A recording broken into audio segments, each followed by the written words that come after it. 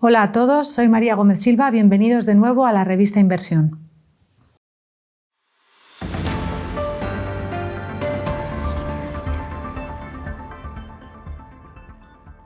Hoy está de nuevo con nosotros Ralph Felder, que es director general de BNY Mellon para Iberia y Latam. ¿Qué tal, Ralph? Gracias por estar de nuevo otra vez con nosotros. Gracias a ti, María, es un placer. ¿Qué tal estás? Muy bien. Hoy vamos a hablar de un tema que ya es prácticamente obligado por estas fechas, que son las perspectivas del año que viene, ¿no? A estas alturas toca poner a punto las carteras. En ese sentido quería preguntarle, la primera pregunta era sobre las perspectivas macro. ¿Cómo veis desde BNY Mellon la situación macro para el año que viene? Sí, la pregunta era de un millón, ¿verdad? O sea que yo creo que en general, si miramos todos los factores del año que viene, somos mediamente constructivos.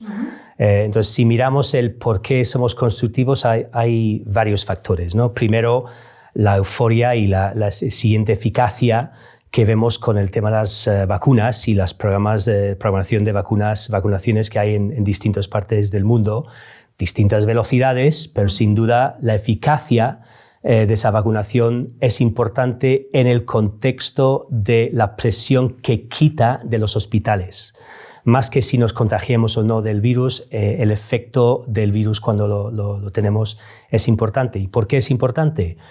Pues porque vemos que eso va a mantener abiertas las economías, vemos que los casos están subiendo en las últimas semanas y meses, pero seguimos pensando que esa eficacia de vacunas no va a devolvernos a la temporada que vimos en 2020, con 30% de la población encerrada en distintos momentos. Entonces, si mantenemos abierto a las economías, vamos a seguir viendo ese apetito de consumo para gastar ese dinero de todos los ahorros que hemos estado ahorrando este último año y medio. Y eso es algo positivo.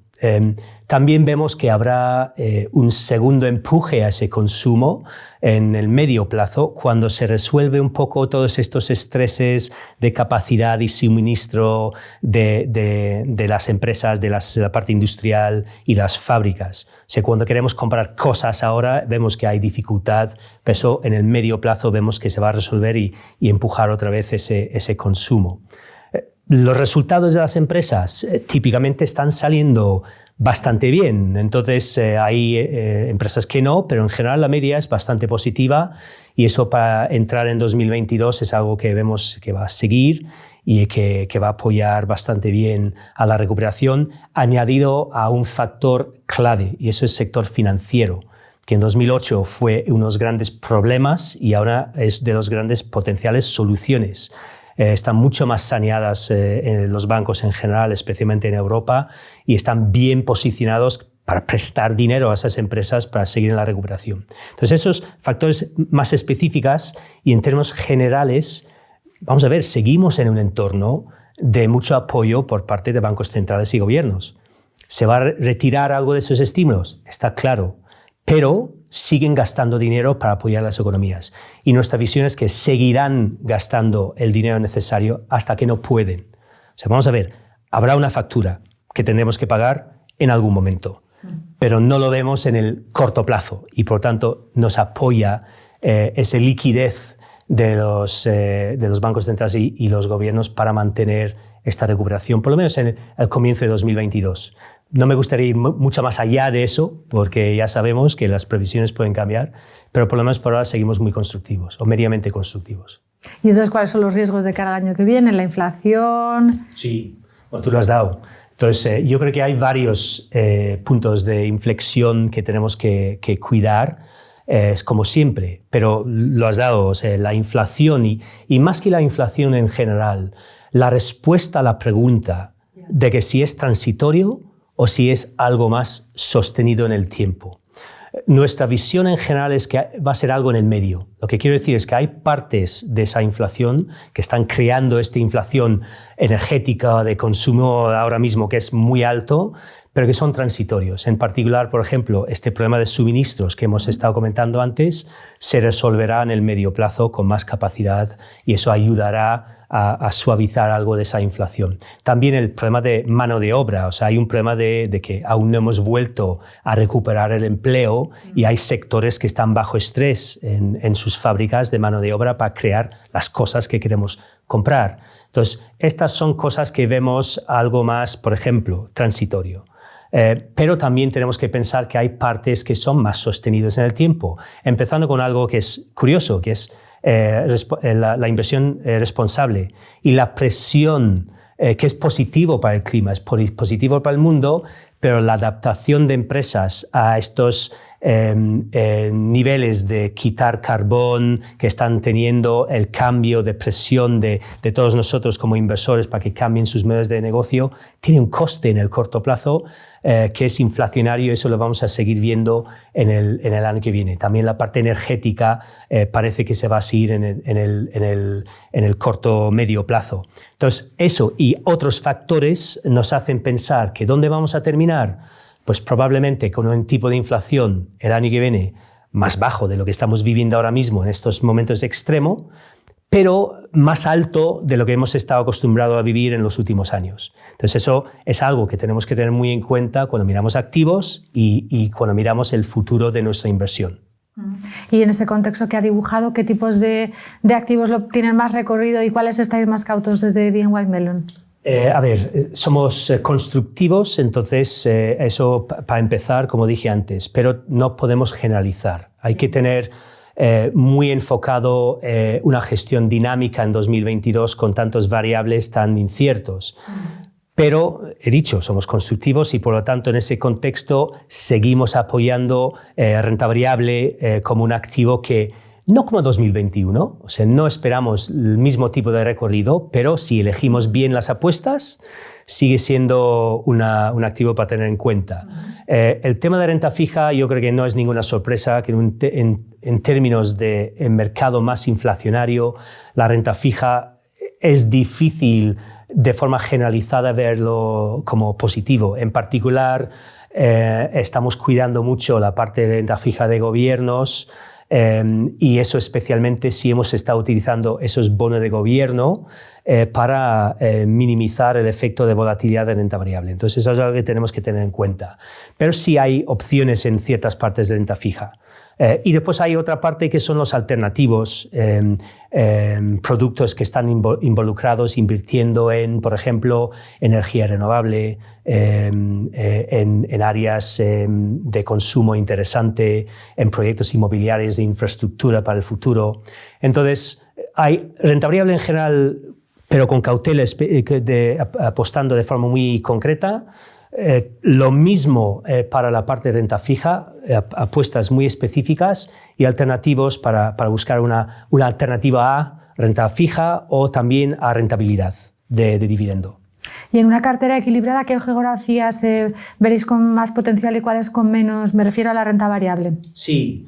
Bueno, yo creo que, y eso es algo que en general solemos hacer, y es apoyar menos la parte de visión geográfica, porque además, como he mencionado antes, tenemos ante nosotros un entorno con muchas variables, habrá que ser muy dinámico y en ese contexto de inversión preferimos tener un marco lo más amplio posible. Entonces lo que hacemos es, por un lado, hacer la gestión fundamental de mirando los activos concretos de su balance, su potencial, dónde está en su sector, etcétera, pero a nivel global. Entonces, lo que estamos haciendo en renta variable es buscar ideas que nos gustan. Entonces, por ejemplo, podrían ser áreas en el sector financiero, como mencioné antes. En un entorno inflacionario, eso puede ayudar a la liquidez que tienen en balance a darles rentabilidad. Puede ser áreas de consumo, de lujo, donde en un mercado de recuperación tenemos que apoyar ese tipo de idea. Ideas de infraestructura también son cosas que nos pueden gustar. Entonces, lo que quiero decir es que áreas muy específicas que nos pueden añadir valor, pero mirado desde el punto de vista global. Y la renta fija, lo ha dicho antes, que va a seguir siendo un año muy complicado, pero que puede haber ciertas ideas, ¿no? Sí. ¿Puede compartir un poco cómo? Sí. Entonces, si miramos la deuda del gobierno, no nos podemos olvidar que estamos ante un escenario con distintas velocidades de recuperación. Entonces, eso es cada vez más importante, especialmente en renta fija, ser flexible y buscar a nivel mundial esas ideas. Entonces, y dependiendo de qué punto de duración quieres exponer la cartera. Entonces, bonos de gobierno con mucha cautela, por lo menos en el corto plazo. En términos de crédito, mirando mucho lo que son los balances de las empresas, la cantidad de deuda que tienen en balance, el potencial de liquidez que tienen para seguir pagando ese mantenimiento de deuda. Y, por ejemplo, áreas que nos gustan mucho para el futuro es la parte de inversión responsable. Se ha mirado mucho desde el punto de vista de renta variable, pero pensamos que hay mucha oportunidad en renta fija, mirando, y es una oportunidad para nosotros, presionar a empresas, castigar los que no nos gustan y premiar a los que nos gustan en ofreciéndoles nuestro dinero en términos de inversión para sus bonos más verdes. Entonces, la idea de bonos verdes es un área muy interesante. También bonos emitidos por agencias que están involucrados en proyectos de infraestructura. Entonces, lo que quiero decir es, hay áreas de interés, pero tenemos que tener mucho cuidado. Y eso también lo amplío a lo que son bonos emergentes, quizá menos en la parte de divisa local, por la influencia del dólar, que pensamos que puede seguir subiendo, y más en la parte muy específica, ideas en países específicos por el momento de recuperación que están. ¿Podría compartir alguna idea concreta de inversión para inversores conservadores? Sí, pues una idea que nos gusta mucho, es una idea un poco idiosincrática para inversores en Europa. Y eso es para inversores que buscan refugio en Estados Unidos, algo que siempre han buscado son bonos municipales ligados a infraestructura. Suena un poco raro. Para inversores en Europa. Soy consciente del tema, pero la clave es que son productos, y nuestro fondo, que es el BMO Mellon Municipal Infrastructure Debt, ese fondo lo que hace es invertir pensando en un entorno donde hacen bien estos fondos, bonos municipales. Suelen hacerlo muy bien en mercados donde suben tipos o donde suben impuestos. Entonces, para el cliente que está buscando alternativas, por ejemplo, en renta fija, podría ser una opción interesante, por lo menos para considerar o empezar a conocer. ¿Y para inversores que sean un poquito más agresivos? Sí, hombre, yo creo que tiramos bastante por las ideas temáticas en renta variable.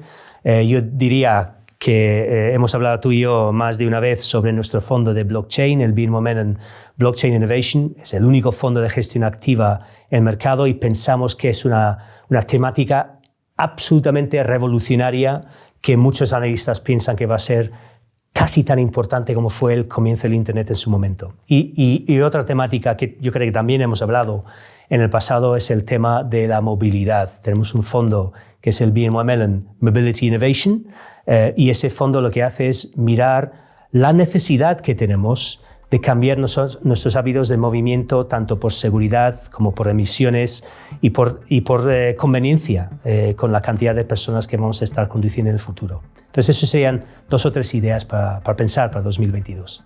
Pues muchísimas gracias por haber arrojado un poquito de luz sobre lo que nos espera en los próximos meses y darnos alguna idea concreta de inversión para que podamos ir abriendo un poquito boca. Y hasta la próxima ocasión. Gracias a ti, María. Hasta la próxima. Y a ustedes muchísimas gracias por haber estado ahí y por seguir los contenidos en streaming de la revista Inversión.